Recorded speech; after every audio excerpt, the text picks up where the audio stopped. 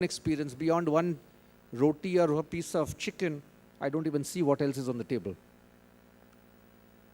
You see the difference between what's available, the confusion, the chaos, the multitude, but what is being absorbed, what is being assimilated, what is finally getting realized in action, the gap is as always was. So that's the one part. And mind you, I'm not for one saying this is not relevant. In fact, I think the design of the workshop of the 2 days is outstanding. I think these are all the relevant issues. And as companies get into your BYOD policies, lot of leverage of technology, data rights get democratized also, get more economical. All of this issues around gamification, I have no debate with any of those. Those are just the right things. And much has been said about that, so I don't want to spend my little time reminding ourselves of the power of technology, the power of fun at learning, and stuff of that kind. I mean, all of that, I think everyone in the room knows.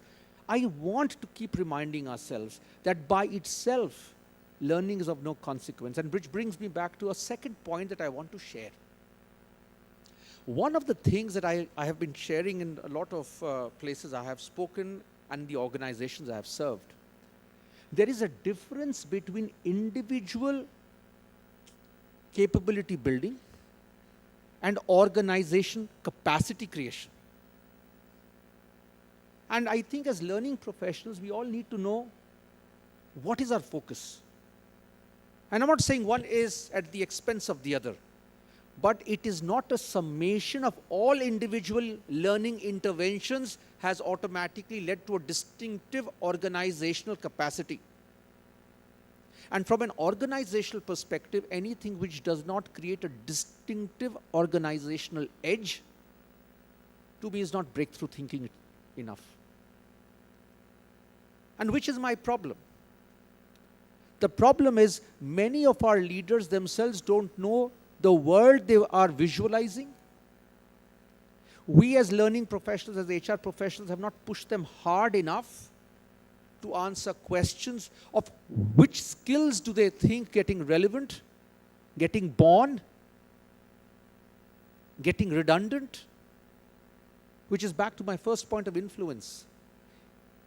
Most of the time we go almost like little children trying to tug at our mother's sari and say, hey, give me my attention.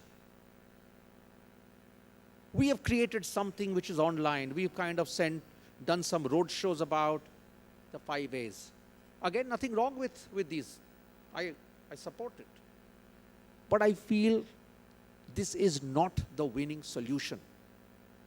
This is a little wellness pill. It is not the panacea of a lot of ills and issues that corporations actually are facing. And I dare say even individuals are facing because they don't finish courses. And to believe that doing a 5-minute course, because it's on the fly, very fashionable, well presented, is going to, again, Ram, you talked about books. Favorite example of mine.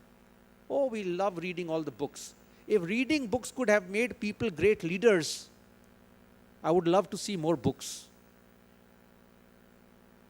Ram has spent a lot of time, a lot of years of wisdom packing his experiences in that book. First, how many people will read? How many people will read from the first page to the last page? How many of them, having read, will reflect? Who will ensure that someone is forced to reflect? The ownership of peers, the ownership of managers, the ownership of that culture. And at the end of the day, if the person continues to be as indifferent and dependent on the realities of the labor market, where demand will outstrip supply and therefore I'll get my increment and I'll have my jobs because you still need a pair of hands, no 5 A's is going to change the world. It is almost like reading a nice film magazine. Seemed good, seemed nice when I went through it, but at the end of the day, how did it change me? And how did it help me change my world, my leverage, my influence? And I think, therefore, a lot of our effort is in doing what I still believe is activity, creative activity maybe, exciting activity, fun activity. But the question is, where is the leverage? I think so that's an important point that I want to talk. So the role of learning specialists in influencing a learning culture even as the world is changing. So we'll say we are responding to the demand of the world, the millennials, a lot of words get spoken. I think we just need to pause and ask ourselves, what else do we need to add? Is this a lot more of the fizz and the jazz? How do we ensure that we tie all the ends which are needed for learning to be effective? Like good tea, I believe a lot of the 5 A's will need to get blended.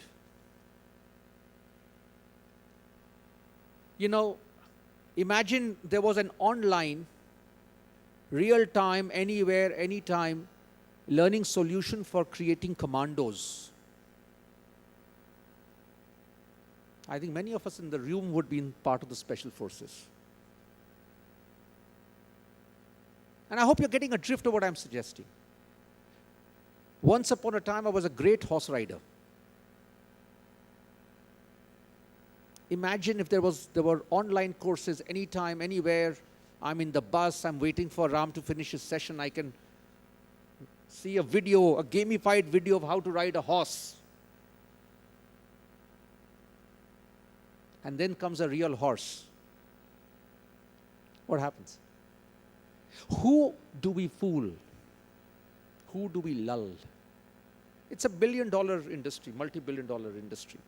The point I'm making is some dimensions are more amenable to things which are the 5 A's.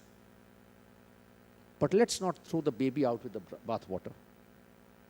Everything cannot and must not be trivialized so much that it's a 2-minute magic potion and you're done with it.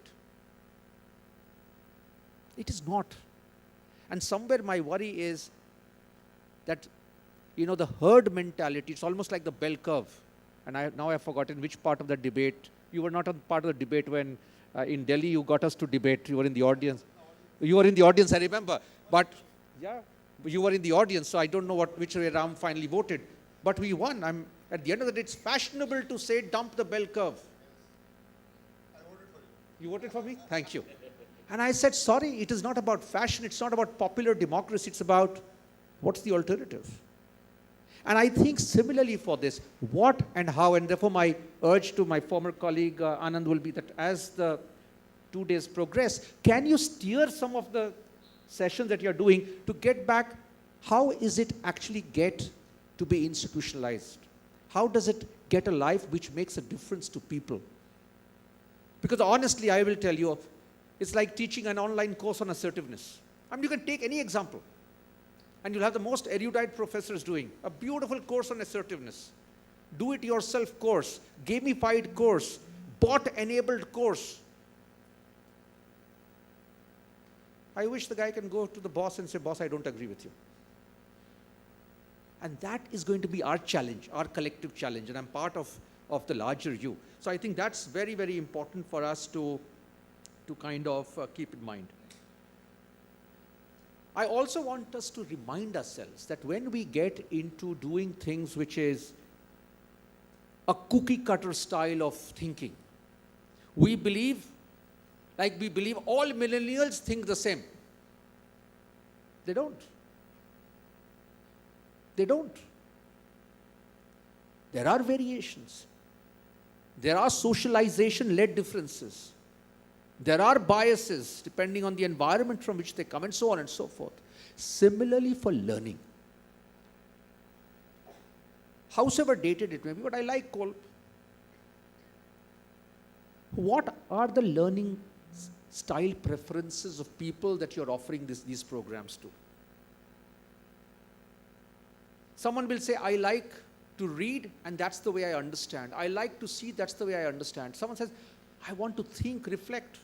Ram would be one of our great examples. He thinks, abstract thinking. Someone says, I want to actually do it tactile. When I do it, I learn. So my urge to all of us as we spend the next 2 days is to remember that not everyone is everyone. And our response to A5 must, or 5As, must be tempered with the reality that each one has a nuanced preference of learning style. How would these 5As respond to that reality of individual preferences, individual biases, individual needs? And I think that's something that is very important. Otherwise, we would oversimplify, over-glorify, say we did so much, but at the end of the day, like many a time we are challenged, so what came out of it? And that's one of the reasons, Ram, I suspect, because when we don't see things actually changing the world, our enthusiasm dampens and people shrink away. So your call for help, your call for involvement is also going to be about making sure that we tie things in a manner that it actually helps people change, helps build organizational capacity, so there is more skin in the game for a lot of organizations. I think one of the other things that I just want to mention, and then I'll kind of end it there. There is also the reality of boredom. Any learning is not necessarily fun, including visual, gamified, digitized, anytime, anywhere learning. Sometimes we believe because it's fashionable, it is going to keep interests alive. Because we give a catalog of options, we believe people have a choice. One of the worries I have is because there's so much of distraction, there is so much of choice, you actually end up wasting time not learning. Think about it.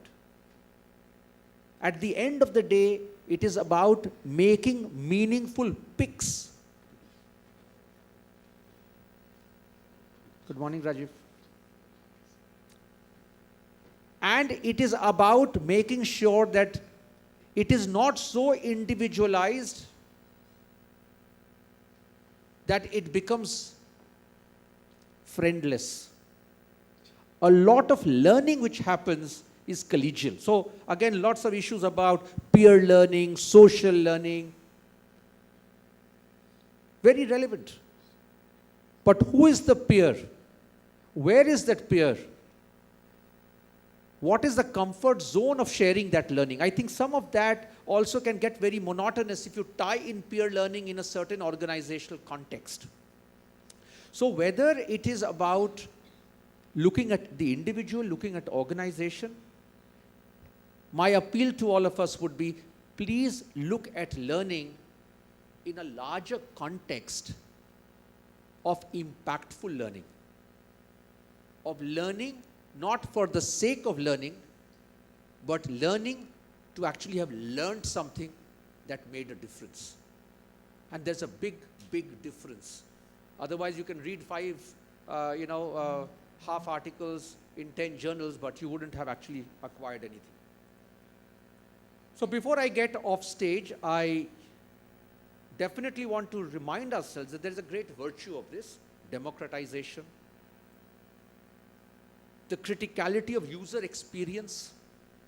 If the experience is not positive, is not sustaining, it falls flat, it discredits. There is a value of personalization and individualization, because no two people are different. It must be relevant, it must be engaging, but it must not necessarily be gamified to an extent that it becomes trivial. It must be cognizant to cultural realities. It must differentiate between skill development and behavioral competency awareness. It must ensure that it is adequately blended Because howsoever nice the pure single malt scotch is, not everyone may have